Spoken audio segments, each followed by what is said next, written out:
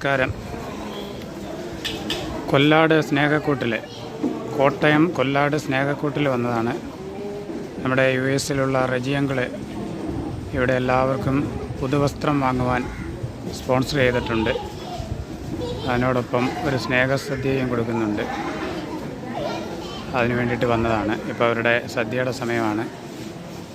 ഇത് കഴിഞ്ഞിട്ട് വസ്ത്രവിതരണമുണ്ട്. സ്നേഹക്കൂട്, കൊല്ലാട്, കോട്ടയം. ഓണപരിപാടിയൊക്കെ ഉണ്ടായിരുന്നു.